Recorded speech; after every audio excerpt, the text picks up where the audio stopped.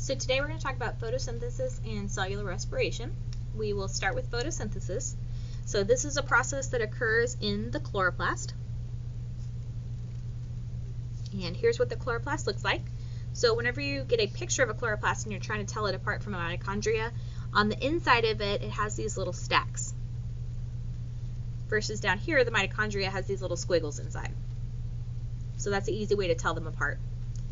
Organisms that perform photosynthesis are going to be plants,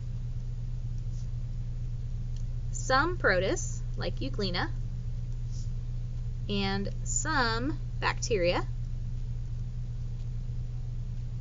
And the purpose of this process is to make glucose, which is food.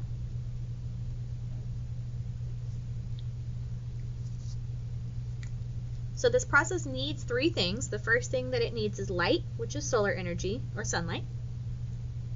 It also needs 6 molecules of carbon dioxide or CO2 and 6 water molecules or H2O.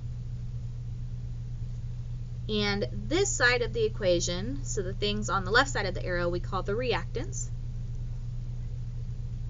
So this is what's needed, meaning if we don't have all three of these things, this process cannot take place.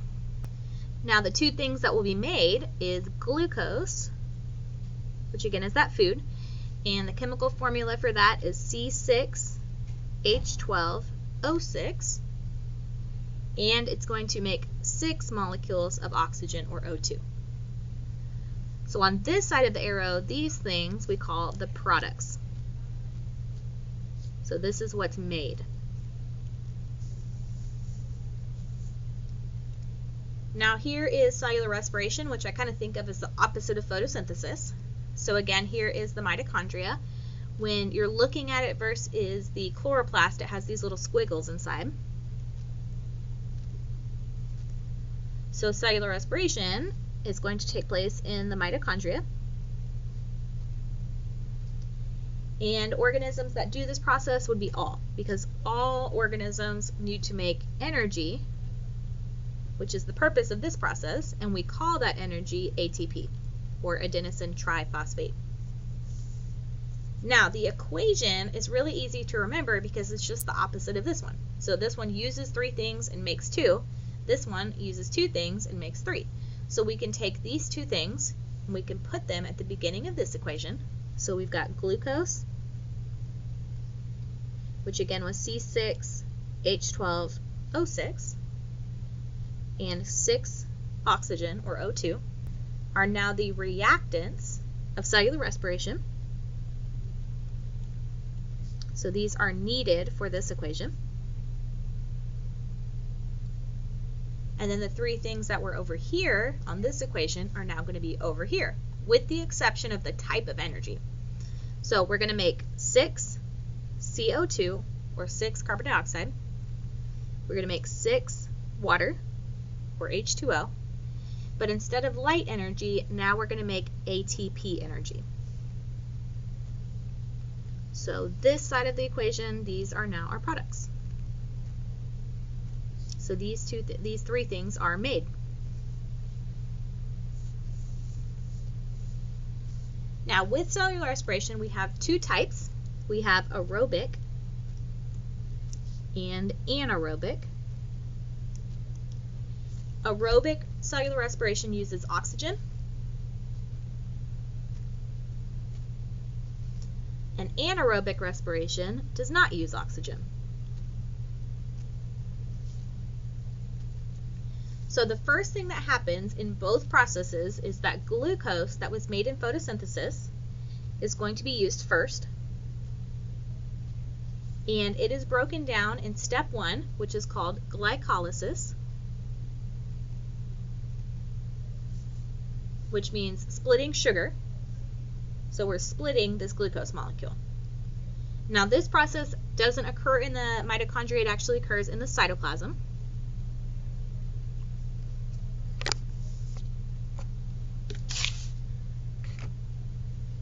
So if I have oxygen present,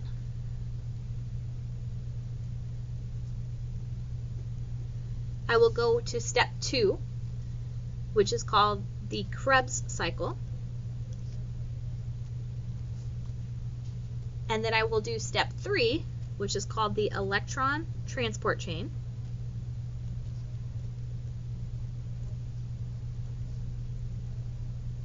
A lot of times you'll just see that abbreviated ETC.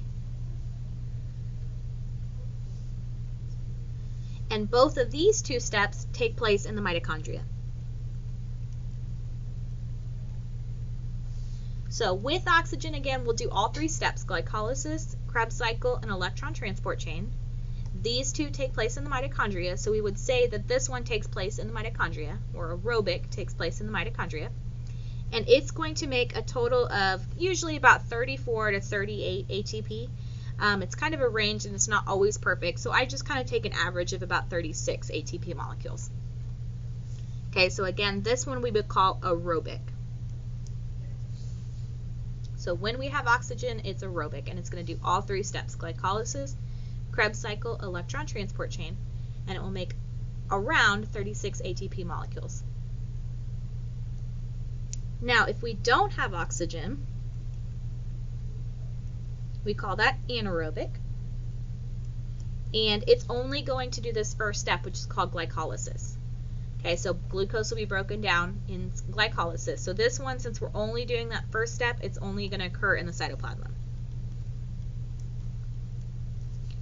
Now this one only makes 2 ATP molecules, so you can see it's not as efficient as aerobic over here, because this one makes a lot more ATP than this one.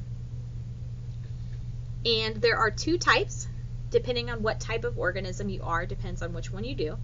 The first one is called lactic acid fermentation. And this one occurs in animals like you.